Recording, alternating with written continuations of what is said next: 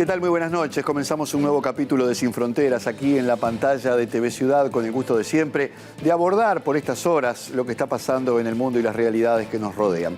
El 5 de junio de 1977 fue declarado el Día Mundial del Medio Ambiente por las Naciones Unidas. Desde ese entonces, las temperaturas han aumentado más que en los últimos 2 milenios y la concentración de gases de efecto invernadero son las mayores en 2 millones de años. El cambio climático, la pérdida de biodiversidad, la contaminación son algunas de las consecuencias irreversibles que está dejando precisamente un daño al medio ambiente producto del modelo económico hegemónico que tenemos en el mundo y que pone además en riesgo la economía, la biodiversidad y la vida misma. De eso y de lo que pasó en la cumbre de Brasilia vamos a estar hablando aquí en Sin Fronteras hoy.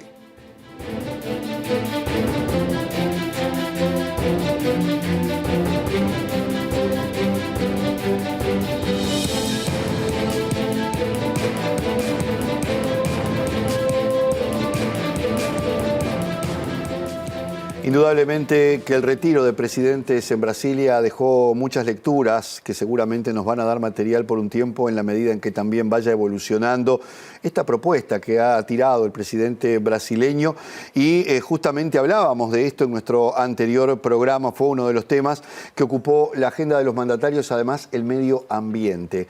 Una cuestión que naturalmente, además de un tema sobre el cual no se pueden tener miradas a escala nacional, sino global, va a estar impactando la economía, la vida y la geopolítica mundial en los próximos años. Y como siempre está Álvaro Padrón con nosotros para poder ayudarnos a entender toda esta compleja trama. Bienvenido, Álvaro, un gusto. Gracias, Jano. Bueno, el tema internacional de la semana, la cumbre de presidentes, los encontronazos, las posiciones que más o menos uno esperaba. ¿Qué podemos decir de que dejó este encuentro? Mirá, yo elegiría 2 titulares, uno positivo y uno negativo. El positivo es que la cumbre se hizo. Me van a decir, bueno, obvio. No es tan obvio. No es tan obvio porque venimos de muchos fracasos, de reuniones que no se hacían. 9 años sin una reunión así. Recién con ese dato yo tomé conciencia del disparate, del lujo que nos damos en la región, de no tener instancias de coordinación entre países. Fíjate que en 9 años hubo pandemia, guerra, crisis económica derivada de la pandemia, de la guerra, crisis ambiental, que es el centro de nuestro programa. Es decir, todos fenómenos internacionales y no fuimos capaces como países de coordinar posiciones, de reunirse los presidentes para hacer algo. Por ejemplo, en la pandemia, comprar juntos las vacunas. Sí, entonces, que esta sea la primera reunión después de 9 años es todo un síntoma. Y decíamos, me acuerdo en el programa pasado, cuando hablábamos de contexto y de dónde partíamos, de eso partimos. Entonces, es imposible no decir que en ese sentido la reunión fue un éxito, y yo diría, ojo con subestimar la importancia del cero falta. Es decir, de que todos estuvieron todos los países de Sudamérica. Entonces, esa foto que llama tanto la atención, esta que tenemos ahora, es una foto además que recorre el mundo, porque en el mundo hoy todos miran cómo se está parando cada región. Entonces, pensar en una región dividida, en donde lo único que uno tiene que hacer es ir y tratar de tirar migajas a cada país, es una cosa, pensar en esta foto que estamos viendo ahora es otra.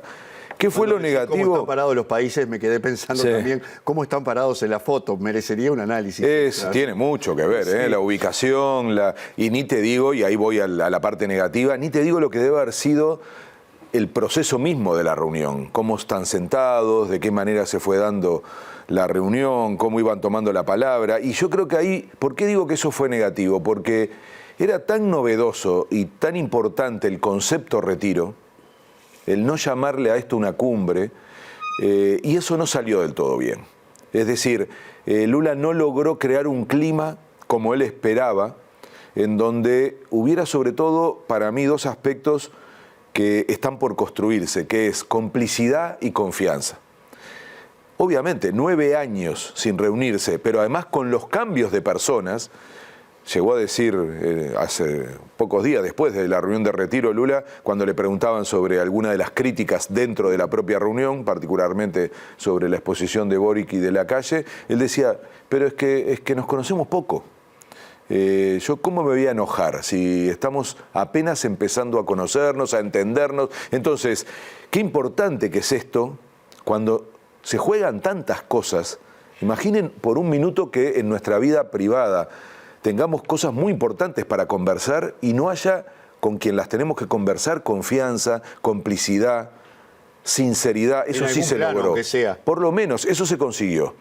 La sinceridad. Es decir, estoy diciendo que fue negativo no ir hasta el final con ese clima del retiro, de la informalidad, de sacar el acartonamiento típico de esas reuniones, pero sin embargo hubo espacio para que hubiera sinceridad, transparencia, mucha claridad, o sea, que no estuvieran para la foto, que no fuera una reunión más de esas que se sacan como diciendo, bueno, vamos a sacarnos esta reunión porque no tenemos más remedio que hacerla. Eso no pasó. Porque esto es una foto de cumbre típica y además creo que la forma en que se dio, y ahora vamos a hablar de las discusiones, también es la que habría arrojado cualquier otra reunión.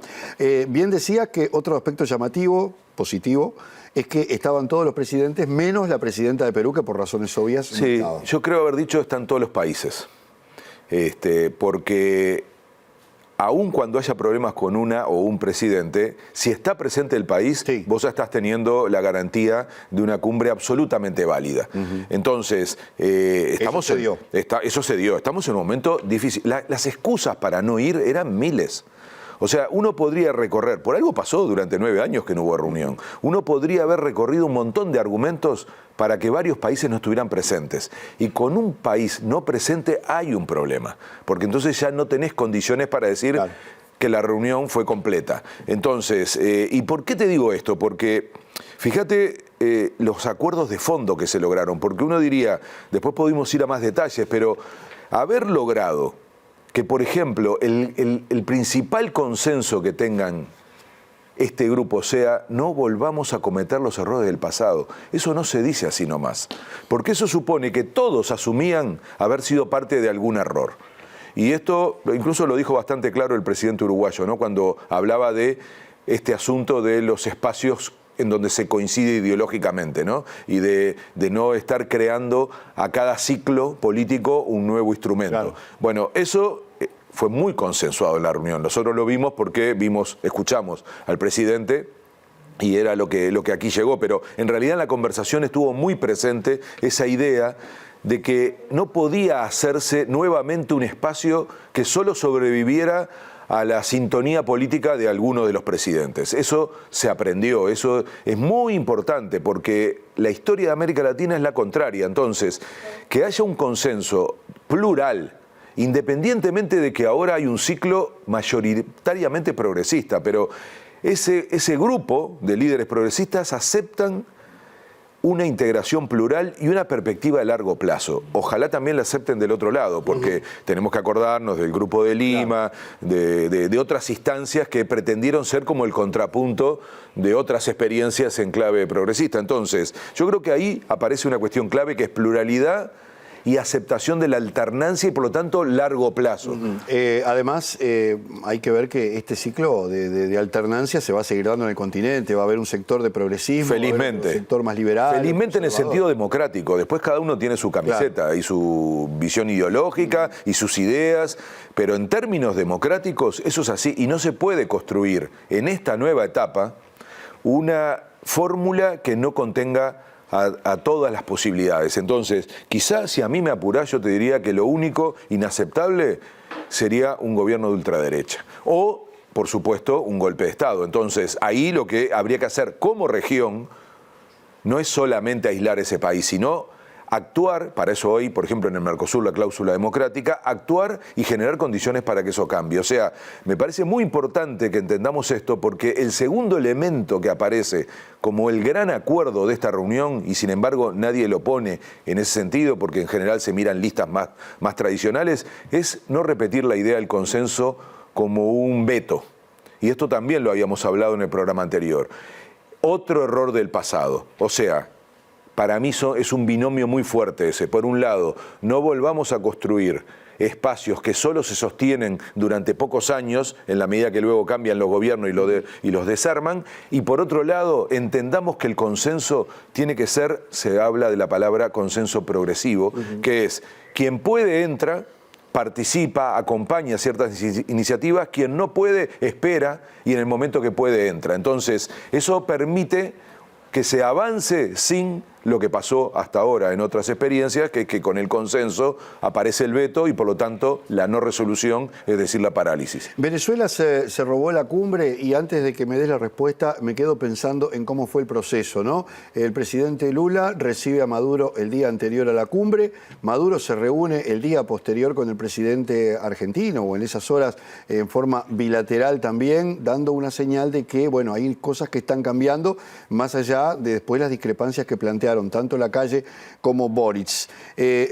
Tanto al interior del encuentro como por sus repercusiones, ¿qué significa todo esto? Esta discusión que uno no la esperaba por lo menos de esta manera, ¿no? Pero sí, que era previsible que algo ocurriera. Tenés razón y quizá podría haberse dado de otra manera que no generara tanto impacto, pero para mí era ineludible. O sea, por lo que estoy diciendo recién, ¿no? O sea, era ineludible que la idea de la presencia completa, la no exclusión de nadie, porque hemos tenido otras cumbres en la región que tuvieron exclusiones, ¿no? La de la OEA... Y no ha estado Venezuela. Claro, ¿entendés? Porque con la lógica de la exclusión es muy fácil. Ahora, con la lógica de la exclusión la quedamos. O sea, para cualquiera de los lados, si empezamos con esa lógica, nunca vamos a estar juntos. Piénsenlo en un momento. Hay que tener una capacidad de encontrar fórmulas que permitan la presencia completa y atender los procesos. Pero mirá lo que te voy a decir. Yo creo que no se terminó de entender la jugada que hizo Lula y que hizo Brasil. Alberto Volonté, que sabe mucho de esto, debe ser de las personas que más sabe combinando derecho, combinando su saber de integración regional y siendo un hombre político, él decía, no se comprendió que todo el proceso significa una jugada de dos caras. Una cara es el impulso para el reintegro de Venezuela. Es decir, Lula dijo claramente, yo no voy a aceptar ni voy a ser el convocante de una reunión en donde haya exclusiones. Y eso suponía sentar en la mesa Venezuela un gran avance. Ni siquiera en la CELAC estuvo Maduro en Buenos Aires. Ni que hablar en las reuniones, ni que hablar en las reuniones donde directamente ni lo invitaban. Pero eso, y acá viene la clave que me explica Volonté, tiene un contrapunto que es... pero a partir de ahora empiezan a aplicarse condiciones para una normalización democrática. Es decir, por primera vez estamos en serio frente a una posible fórmula que permita avanzar con la situación de Venezuela. Claro, esto no se dice así, ni se va a escribir nunca así. Esto es parte de un proceso que el único que lo podía impulsar era Brasil y particularmente Lula. Y si uno observa el comportamiento luego de los actores, se da cuenta que algo de eso hay.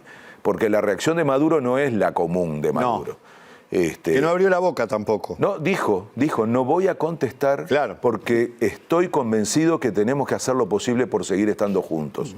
Si había que decir algo, lo dijo Diosdado Cabello, así que... Sí, bueno, después aparecen de todos, ¿no? Bueno, en la propia reunión hubo situaciones tensas. Sí. Empezando por nuestro presidente, el presidente Boric, es decir, y después las respuestas en los países, pero, y ni te digo las repercusiones en Brasil. A Lula le cobraron carísimo eso, pero es la valentía de un líder que no tiene problema asumiendo la responsabilidad de lo más importante, y lo más importante era no fracasar. Mirá lo que te digo, Jano, lo más fácil para esta cumbre era el fracaso, o por una exclusión, o porque luego... cuando estuviera la invitación, algunos dijeran no vamos. Entonces yo valoro el gesto de los dos lados. Valoro el gesto del que va, habiendo sido excluido de muchos otros montones de lugar, porque era una forma fácil. Total, me está yendo bien, Estados Unidos me vuelve a aceptar. Ya la situación empezó, nadie sabe ni qué es de la vida de Guaidó. Es decir, para el gobierno venezolano podría haber sido muy cómodo no participar. Pero, repito, había compromiso, voluntad, y del otro lado también hubo valentía, porque quienes podrían haber dicho no vamos, porque no aceptamos una cumbre con esta presencia, fueron. Y dijeron las cosas que tenían que decir. Lo digo también por el presidente de Uruguay. Yo creo que sí. Después cada uno lo utiliza en su país como quiere, pero ya estamos hartos de fracasos, porque ya hubo intento del Grupo de Lima, para resolver Venezuela, digo, ¿no? Con una intervención, ¿se acuerdan? En la frontera. Con una cumbre. La cumbre lleva el nombre de la capital de un país que no ha terminado un proceso. Sí, no, increíble. Pero ahí se reunieron presidentes a resolver el tema de Venezuela con una posibilidad hasta de cruzar la frontera y estar presentes allí para decir, bueno, ahora vamos a democratizar Venezuela. Eso hizo el Grupo de Lima, que ya no existe ni el nombre. ¿Las sanciones funcionaron? ¿Las exclusiones en las cumbres funcionaron? Entonces, hay que aplaudir a Lula, ¿no? Que está pagando un precio altísimo por esa jugada que hizo, pero sin embargo hay que agradecérselo porque no vamos a construir integración excluyendo a nadie. Yo creo que justamente lo que terminó pasando es que se dijo, bueno, a partir de ahora empecemos a trabajar en conjunto. El otro día hablábamos a propósito de la carta de Mujica, que dicho sea de paso también planteó esto de no repetir los errores del pasado. ¿En qué medida influye esto de que se haya dejado afuera la institucionalidad, de que haya sido un encuentro informal, entre comillas, porque después vimos que tenía características muy de cualquier otra cumbre? ¿Finalmente eso sucedió? ¿Se pueden ver los efectos de esta reunión ya en el plano institucional? Sabés que sí. Yo te diría que por un lado tenés, me hacías la pregunta, me acuerdo del programa pasado, si era normal, ¿no?, influir a través de una carta. Y da la impresión que, si bien no es normal, ocurrió, porque decías, ¿no? Esta frase parece textual de la carta que mandó Mujica, ¿no? Es poco inteligente repetir fracasos, esto de no cometer errores. Después, era muy fuerte en la carta de Mujica la idea de la pluralidad y de empezar a entender que no podíamos hacer procesos que fueran para unos y para otros no, porque después venían los otros y sacaban a la propuesta anterior. Lo del consenso es algo que es antipático, ¿no? Porque a todos nos gusta la palabra consenso. Sin embargo, explicado como se explica, se transformó en un problema y parece ser que los presidentes entienden que sí, que hay que ir a un formato distinto.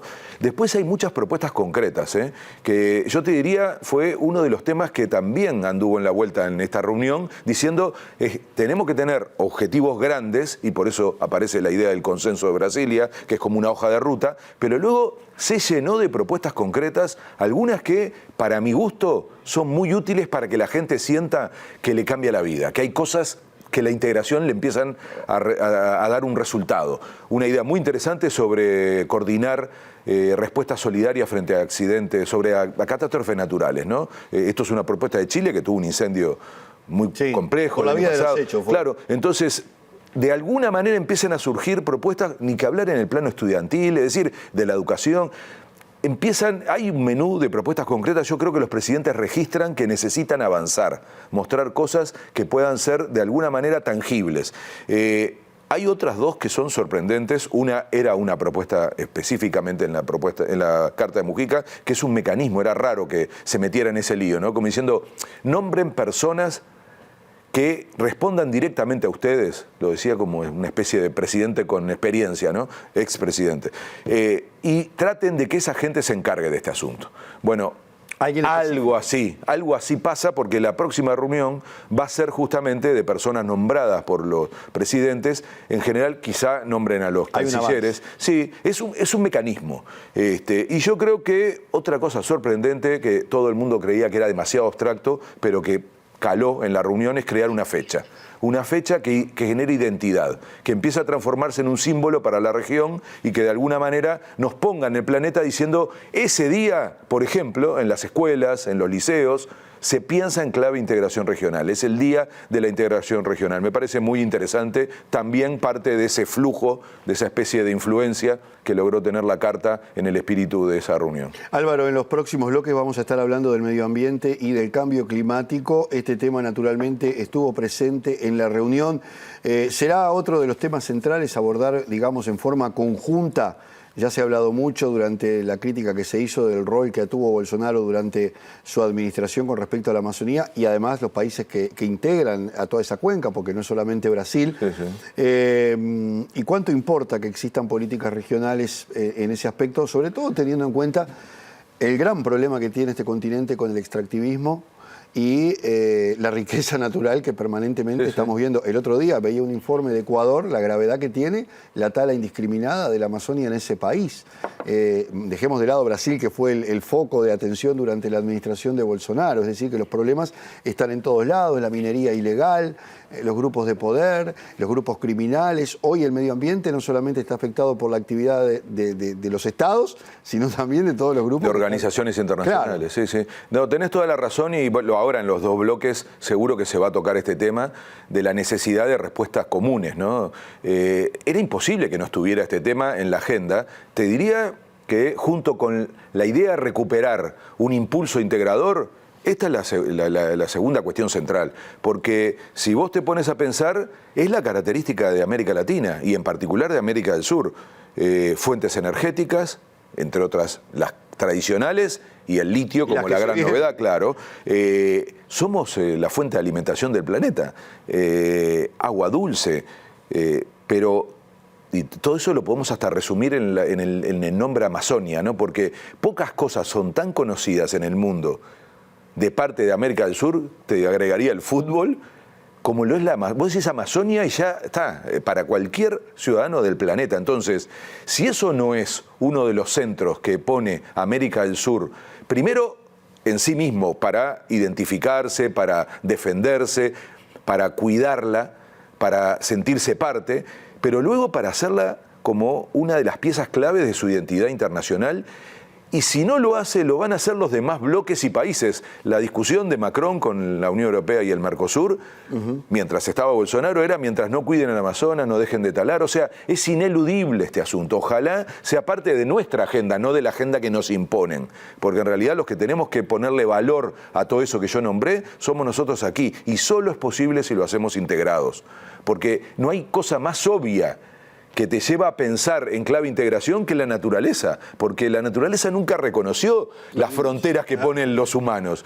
El acuífero guaraní no va a estar esperando para decir cruzo Uruguay o me voy para Brasil. El Amazonas recorre 7 países. O sea, es increíble que alguien pueda creer que un asunto como la crisis climática, o dicho por la positiva, el aprovechamiento de la naturaleza en el buen sentido, puede ser algo que hagamos cada uno por su cuenta. Entonces, pocas cosas son tan simbólicas para pensar en la integración como el tema de la naturaleza y sobre todo como la defensa del medio ambiente, y ojalá se transforme en una de las banderas de esta nueva etapa de integración que se inauguró el martes en Brasilia. Y un tema que va a ser de mucha complejidad, teniendo en cuenta también que influye en una cantidad de factores, no solamente lo que actúa en los gobiernos, sino también lo que está pasando alrededor, y eso va a ser seguramente un tema hacia el futuro. Ya lo estamos viviendo hoy, estamos viviendo una crisis hídrica en el Uruguay. Hay gente que ya ni nos tienen que decir, lo estamos viendo. Sí, o sea, dejó de ser abstracto para ser una realidad. Ojalá tengamos la capacidad juntos en la región de darle una vuelta y transformar, te repito, a este continente en un continente ejemplar.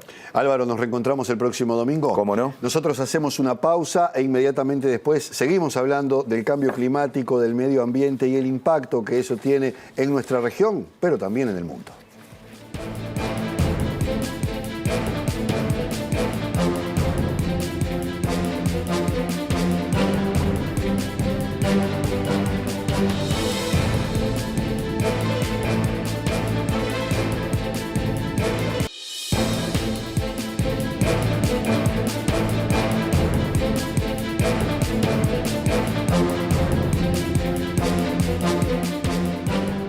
Bien, y en este segundo bloque nos vamos a meter de lleno en el tema medioambiental, como lo habíamos dicho, y vamos a hablar de Bosques Latam.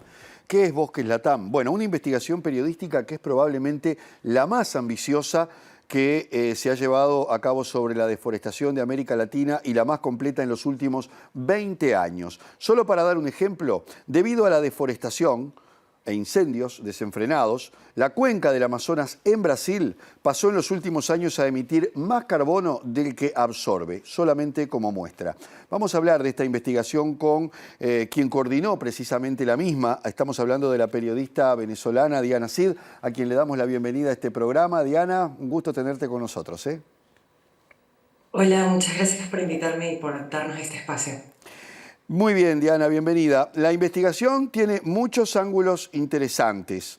Clasifica la información, permite identificar qué país, en qué años, bajo qué gobiernos se dieron los mayores picos de deforestación en cada uno de ellos. ¿Qué podemos decir o destacar sobre esto para arrancar?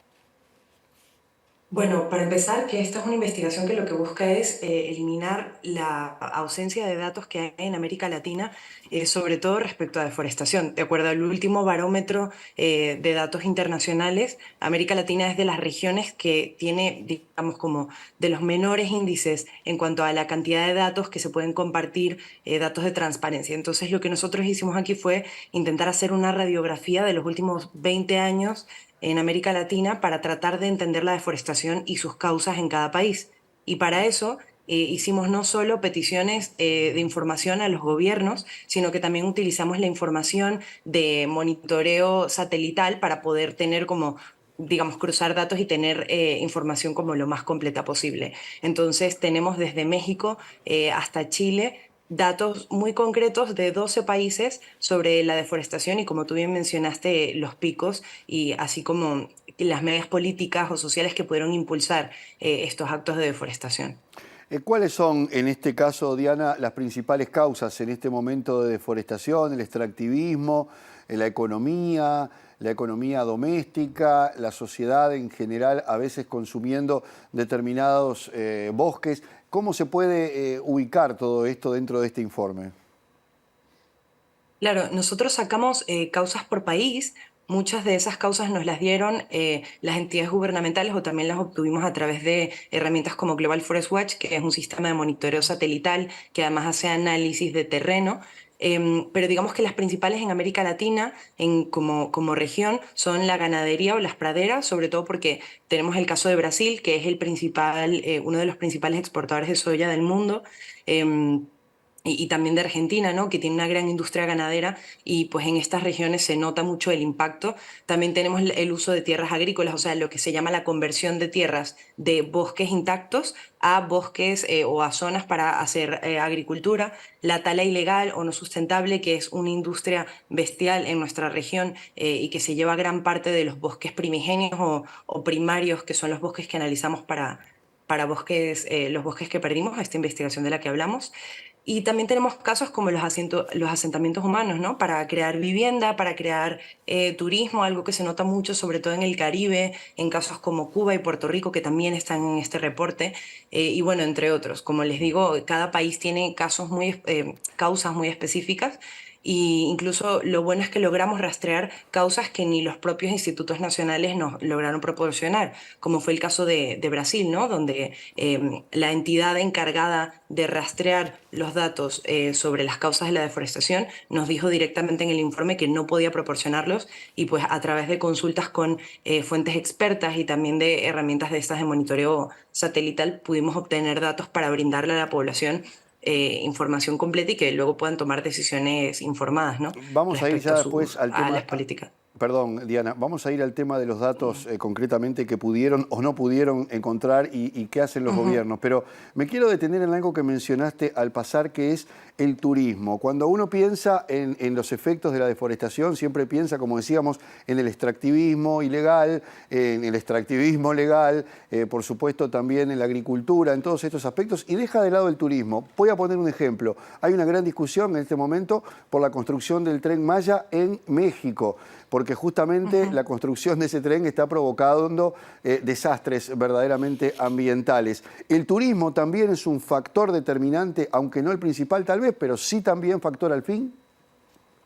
Totalmente. De hecho, en este reportaje, digamos, en este especial que nosotros creamos, además de ser un especial muy ambicioso a nivel de datos, quisimos también incluir historias, porque sabemos que al final el periodismo se sustenta en historias. Entonces, de muchos de los países que analizamos, incluimos historias sobre la resistencia ante la deforestación en los territorios. Y una de las historias más largas y más completas que tenemos es justamente una historia relacionada con el Tren Maya en México, realizada por la reportería de Alex Castro, en la que abordamos cómo la destrucción de esta región ha tenido consecuencias para no solo la gente que vive allí, sino también digamos, levantado todo un discurso y una discusión política en el país.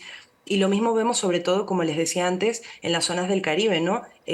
Hablamos de cómo, por ejemplo, la destrucción de los manglares en Puerto Rico y Cuba ha hecho que cada vez más los ciclones o las tormentas arrasen zonas enteras de bosques que son fundamentales no solo para evitar que lleguen gases de CO2, y que haya más contaminación y por tanto más cambio climático, sino también porque en el caso sobre todo del Caribe, los manglares sirven como una defensa natural ante los ciclones. Entonces, como ya no hay manglares, esas zonas quedan inundadas. Y esto es algo que también relatamos en las historias, una historia magnífica que también hizo nuestro reportero de Cuba respecto a las inundaciones a raíz de esta destrucción. Entonces, sí, desde luego el turismo y la creación tanto de viviendas como de edificaciones turísticas o proyectos turísticos es uno de los factores clave en la destrucción de los ecosistemas.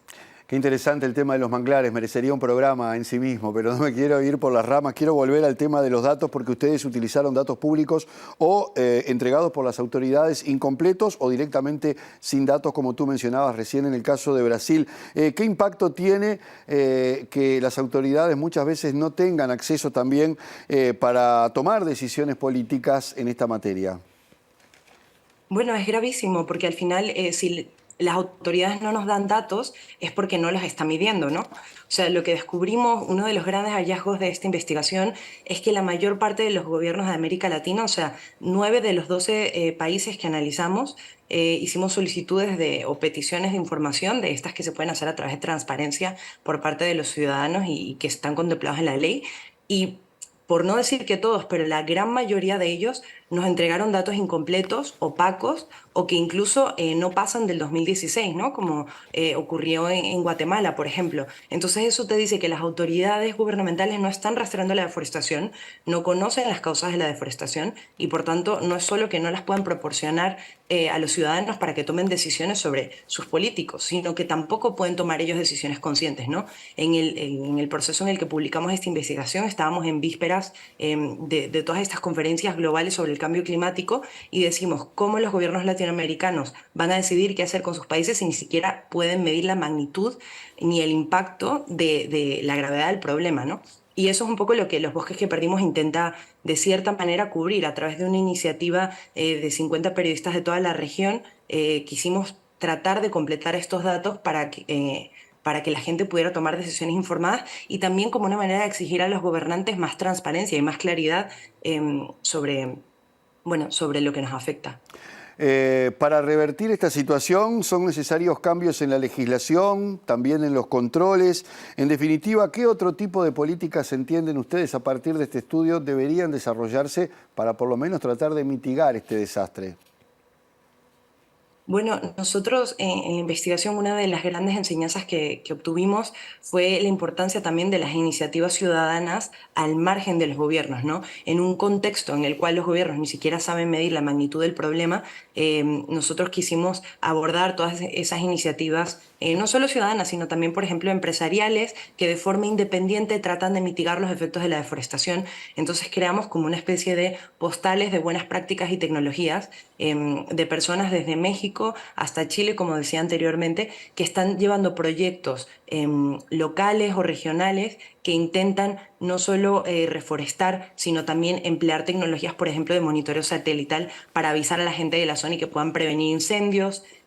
Tenemos ahí contemplada en la página una serie de datos que la ciudadanía, que tienen el objetivo de incentivar a la ciudadanía no solo a exigir cambios políticos, sino también a tomar conciencia y apoyar estas causas, digamos, estas iniciativas sociales y civiles para que podamos reimpulsar y salvar un poco pues la situación de nuestro continente, ¿no? Diana, ¿cuál es la situación de las poblaciones que viven en ese entorno? Ya vimos que aparejado a la deforestación vienen una cantidad de problemas sociales que impactan sobre todo aquellas poblaciones que están en el lugar de los hechos.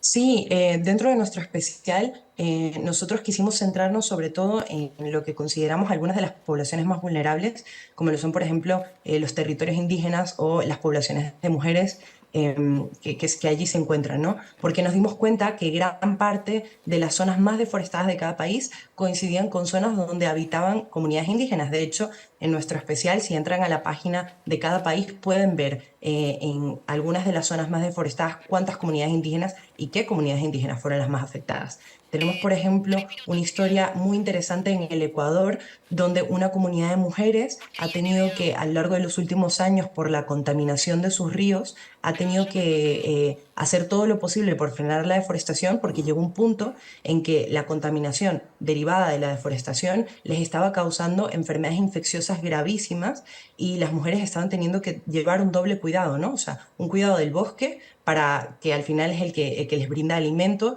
y el que les brinda también como las propiedades medicinales para ellas poder curarse. Y por otro lado, un cuidado de los miembros de la propia comunidad que se estaban enfermando a raíz de la deforestación. Entonces ahí vemos cómo este fenómeno no solo nos afecta a nivel de cambio climático, porque al final es algo que eventualmente llega a todos nosotros, aunque vivamos en ciudades y alejados, aparentemente alejados del problema, sino que también afecta a comunidades muy vulnerables que incluso se supone que están en zonas protegidas, como ocurre también, por ejemplo, en Ecuador, en el Parque del Yasuni, que es una zona protegida, donde, sin embargo, a pesar de ser protegida, el gobierno lleva un proyecto de extractivismo que también afecta a comunidades indígenas.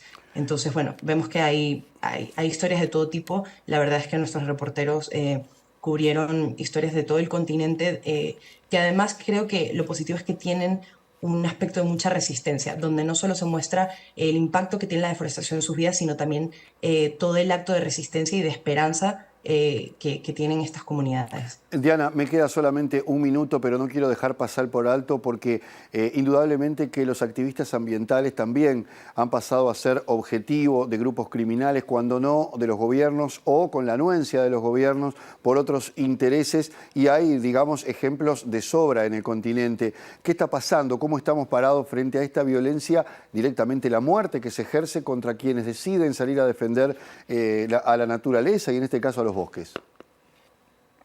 Bueno, eso es un tema central que también atraviesa nuestro reportaje. En el caso de Colombia, por ejemplo, tenemos una historia muy interesante sobre un activista medioambiental súper joven que desde muy pequeño tuvo que vivir amenazas por parte de grupos que querían silenciarlo. También sabemos, y es alguna conclusión a la que llegamos, que el narcotráfico y la lucha de grupos de interés por las tierras de forma ilegal ha sido también uno de los factores claves para el aumento de la muerte y bueno, del asesinato de activistas en el continente, y por eso también queríamos hacer este especial, ¿no? Como dijimos al inicio, como una manera de rendir cuentas ante la situación y también de exigir cambios, sobre todo en el caso de estas personas que entregan sus vidas a la defensa del medio ambiente y que sin embargo son de las más vulnerables y de las que están más en riesgo de todo el continente. Diana, queremos felicitarte y en tu nombre a todos los que participaron de esta investigación de Bosques Latam. ¿Dónde puede verlo la gente? ¿Dónde puede entrar y tener toda esa información del trabajo que ustedes han hecho a nivel de direcciones web? Sí, pues si entran a bosqueslatam.distintaslatitudes.net tienen toda la información organizada por países y además tienen pues los enlaces a Mongabay Latam, que también es nuestro aliado en la publicación de esta investigación, para que puedan ver todos los detalles en las diferentes categorías y aspectos que abordamos. Muchísimas gracias, Diana Cid, periodista venezolana que coordinó justamente todo este informe, y como decíamos, las felicitaciones a todo el equipo por ese trabajo.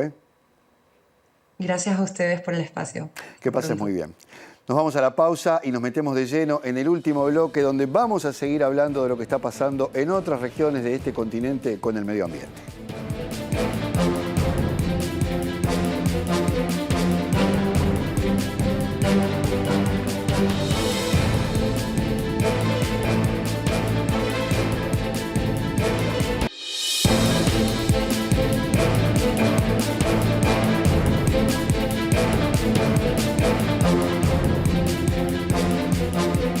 Seguramente que hemos visto y hemos escuchado el impacto que tiene en el medio ambiente el consumo desenfrenado, el consumo en general de todas las cosas y las sociedades en las que vivimos, en tanto el modelo es ese.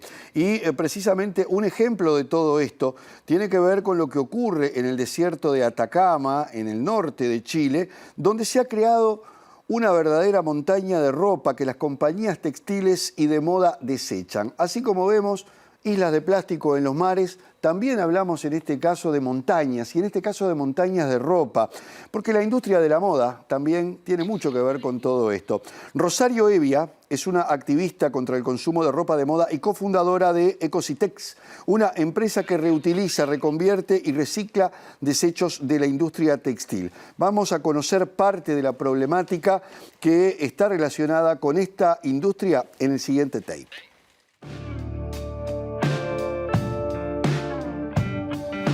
Tenemos tres problemas, ¿cierto?, en la producción con la industria del textil. Primero, en la producción. Entonces, en la producción tenemos que la industria textil es responsable de un 20% de la contaminación del agua industrial. O sea, un quinto del agua que se contamina a nivel del mundo viene porque nosotros elegimos vestirnos con ropa de colores más llamativos. Y al tinturar se contamina el agua. O sea, impresentable. Un 10% de las emisiones de carbono vienen de la industria del textil. Y además está demostrado que en la cadena productiva de la industria del textil hay condiciones paupérrimas laborales. En 2013 se desploma un edificio en Bangladesh, en Rana Plaza, donde mueren aproximadamente 1.000 trabajadores porque era un edificio que eran estacionamientos que fueron acondicionados con más piso y con una cantidad de personas hacinadas trabajando adentro que empiezan a tener grietas. Ese fue como, no sé, la punta del iceberg que nos abrió los ojos a las condiciones paupérrimas de la industria del textil, pero incluso hoy siguen habiendo condiciones, no sé si tan paupérrimas como esa, pero de un trabajo laboral con condiciones muy malas para las personas que trabajan. Eso es la producción. Después viene el sobreconsumo. En el sobreconsumo, hoy día cada vez consumimos más. Antiguamente, si se acuerdan, uno hablaba de 2 temporadas. Otoño, invierno, primavera, verano. Hoy día las grandes tiendas, las de fast fashion, tienen 48 colecciones al año. Cambian las colecciones cada 1 o 2 semanas. Oye, ¿te gusta? Es barato, cómpralo y llévalo, cómpralo al tiro porque la próxima semana puede no estar. En Chile se estima que son 50 prendas anuales nuevas las que compra en promedio una persona. Y somos uno de los países con más compra de prendas nuevas en Latinoamérica. No me sé la estadística de todos los países, lamentablemente, pero es mucho lo que ha aumentado el consumo de ropa en los últimos años. Y tercero, que es súper importante, es la parte del desecho textil, que es donde nosotros nos estamos enfocando. Estamos produciendo más y contaminando el mundo, estamos comprando más que no necesitamos, pero lo más terrible de todo esto, producimos, compramos, después, ¿qué hacemos cuando la ropa ya la usamos? El 73% de la ropa a nivel mundial está terminando en vertederos. Hoy día en Chile se estima que tenemos uno de los vertederos más grandes del mundo. Están llegando aproximadamente 39.000 toneladas de desecho textil al norte de Chile, donde están terminando botadas en el desierto. Entonces, como se ve feo y no se gusta, se tapa con arena, generando dunas artificiales de ropa escondida, o se quema. Esto está contaminando las napas subterráneas. La ropa tiene un gran contenido de poliéster. Hay plagas, humo tóxico, contaminación de napa. O sea, todo esto porque hoy día es tanta la ropa usada en mal estado que no se sabe qué hacer con ella, y ya es un problema. O sea, no hay dónde disponer de todo el desecho textil que se está generando producto de cómo estamos sobreconsumiendo.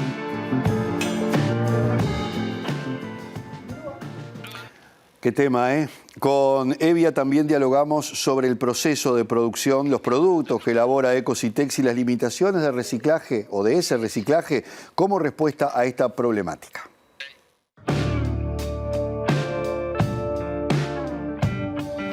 Nosotros estamos trabajando en Ecositex, ¿cierto? Que viene Economía Circular Textil, que es una propuesta de modelo de negocio donde nosotros le decimos a todos, oye, nosotros nos hacemos cargo de toda la ropa, dando el mejor uso a cada prenda y garantizando que nada termine en la basura. Entonces, ¿qué hacemos nosotros con esta ropa? Nosotros lo que está en buen estado lo vendemos y donamos. El textil que se puede rescatar, hacemos productos como gorro, estuches, morrales y cosas confeccionadas a partir de la tela. Y lo que está en mal estado lo separamos por color y en un proceso mecánico lo cortamos, lo desmenuzamos y lo volvemos a hilar. Este es una lana 100% reciclada. A partir de esta hacemos cosas, por ejemplo, como este ovillo de aquí, que es un ovillo rústica que sirve para tejer. Obviamente elegí el mismo color. Y a partir de esto hacemos tela y otros productos. Por ejemplo, no sé, pues este gorrito de invierno, que es gorrito tejido a mano, o gorritos a máquina que son más delgaditos, por ejemplo este gorrito a mano. También hacemos tela para poder hacer un bucket hat, un neceser, estuches para llevar distintas cosas, mantas, pieceras. Empezamos a hacer cada vez más productos, porque nuestra meta, obviamente, mientras más productos hagamos y más vendamos, más ropa podremos reciclar, ¿cierto? Entonces eso es lo que estamos tratando de hacer en Ecositex, pero a pesar que estamos haciendo todo esto, nosotros estamos solo reciclando, digo solo porque a mí me encanta, 12 toneladas mensuales. Y dice, ¡ah! 12 toneladas, pero es solo 12 toneladas. Solo en Chile son 39.000 al año las que terminan en el desierto. Entonces, si yo reciclo 12 toneladas, ya crecemos, reciclamos 50 toneladas mensuales, 100 toneladas mensuales. Vamos a reciclar 1.200 al año, ¿cierto? No vamos a estar ni cerca de las 39.000 que se están generando. O sea, el textil hoy día que no se sabe qué hacer con él es tanto que Ecositex, si bien es una muy buena como primer acercamiento a poder tratar este tema, pensar que Ecositex puede ser la solución está para eso con un dedo. O sea, tenemos que dejar de importar tanta ropa usada. Tenemos como empresa dejar de producir tanto fast fashion y volver a producir prendas que perduren más en el tiempo. Ver cómo la industria del marketing logra cambiar esto de, oye, este consumismo rápido de cambió la moda, ahora es animal print, ahora es pitillo, ahora es pantalón de elefante. O sea, tratemos de volver a estas cosas de extender, que vuelva a estar de moda el prolongar una moda, valga la redundancia. Como consumidores tenemos que comprar menos. Todos juntos tenemos que alinear, porque este es el sobreconsumo, sobreproducción y por lo mismo sobredesecho que hay, y esto es donde está el reciclaje. Entonces, la única opción de eliminar el desecho textil de Chile es lograr que esto se equipare. Pero para que esto se equipare, esto me encantaría que bajara mucho y esto subiese un poco.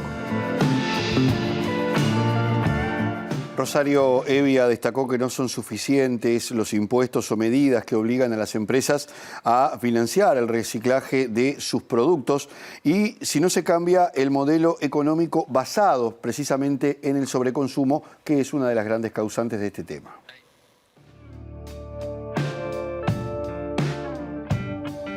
El impuesto verde o lo que se lograría con la famosa ley REP, que es la ley de extensión al productor, responsabilidad extendida al productor, es básicamente que el costo que sale reciclar la ropa se le incorpora al producto inicial.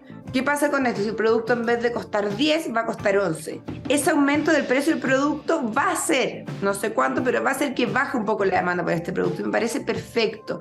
Y ya al momento de comprar ya está incorporado el costo que va a tener luego reciclarlo y eso tiene que llegar a la mano del que finalmente se hace cargo del proceso de reciclaje. Eso es increíble, pero le falta, o sea, en Chile por lo menos el textil está pensado en incorporarse a la ley REP, pero probablemente va a ser en 5, 6, 7 años. No, todavía nos queda mucho tiempo para poder llegar allá. Igual, o sea, a pesar que eso pase y que es un gran avance, insisto, es un gran avance, pero no podemos solamente pensar en el costo que tiene reciclar. Imagínate ya, súper bien, se incorpora la IREP mañana. Si tenemos todo, tenemos la plata, perfecto. A mí llega el Estado y me dice, Rosario, ¿sabéis qué? O la empresa, o la ley, o el impuesto verde, o lo que sea. Me dice, aquí está toda la plata que necesitas para reciclar las 39.000 toneladas que estamos produciendo en Chile, que se están botando. Aquí está toda la plata, recicla. Y yo agarro 39.000 toneladas de ropa y la transformo en 39.000 toneladas de productos. El problema es el mismo.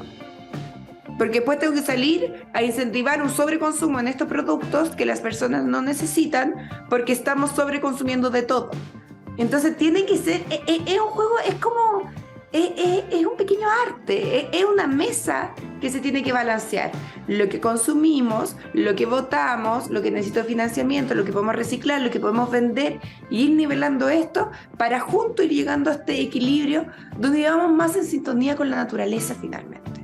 Si no tiene ningún sentido sobreexplotar la naturaleza para producir ropa de forma mucho más grande que no necesitamos, que genera mucha basura y que genera mucho costo para reciclarla para después sobreconsumir un producto elaborado a partir de nuestros mismos desechos. Entonces, vamos bien encaminados. Pero el gran llamado es a consumir de forma más consciente.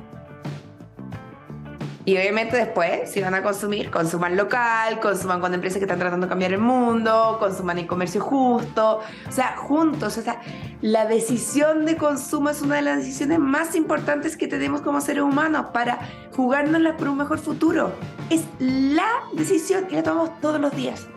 Entonces tomémosla de forma consciente y que nuestra plata vaya bien encaminada a cambiar el mundo.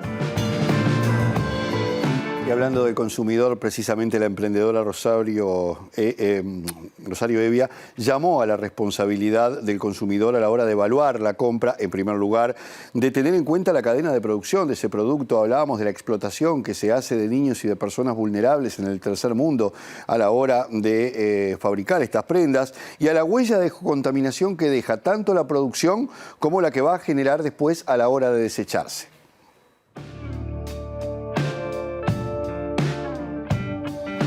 Nos tenemos que hacer cargo de 3 cosas, 3. Y con esas 3 cosas cambia el mundo.